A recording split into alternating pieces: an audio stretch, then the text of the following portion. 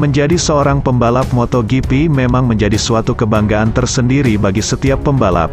Selain mampu dikenal banyak orang, serta dikelilingi banyak penggemar, seorang rider MotoGP juga jadi kebanggaan, karena mampu membawa harum nama negaranya di kancah balapan internasional. Namun di balik semua itu, menjadi pembalap MotoGP tentu juga banyak resiko yang harus dihadapi. Untuk itu, menjadi seorang pembalap profesional di MotoGP sangatlah tak mudah. Berikut ini adalah fakta yang ada. Alasan kenapa menjadi pembalap MotoGP itu sangatlah tak semudah yang dibayangkan banyak orang.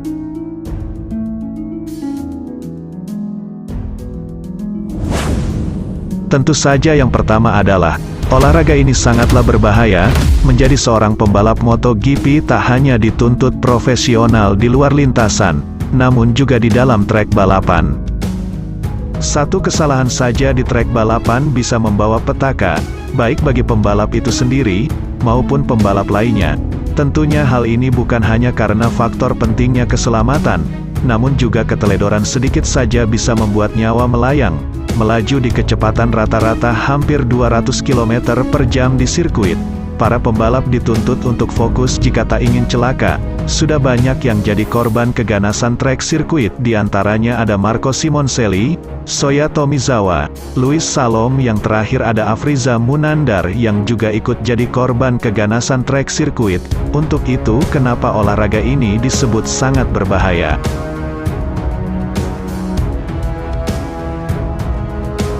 Cedera patah tulang. Yang kedua, tentu saja akan mengalami cedera. Menjadi seorang pembalap tak hanya dituntut untuk harus siap, baik siap fisik maupun mental. Segala kondisi harus dipersiapkan, yang diantaranya adalah jika sewaktu-waktu pembalap mengalami crash ketika balapan. Tentu kejadian ini juga tak ingin dirasakan pembalap. Namun resiko jika pembalap jatuh. Cedera yang paling ringan adalah lecet dan yang paling berat adalah sampai patah tulang. Inilah resiko yang dihadapi seorang pembalap, maka harus siap segala konsekuensi yang ada, termasuk mengalami cedera patah tulang. Banyak pembalap profesional seperti Rossi maupun Marquez, mereka minimal punya satu cedera patah tulang yang tersebar di beberapa bagian tubuh, baik itu di kaki maupun tangan.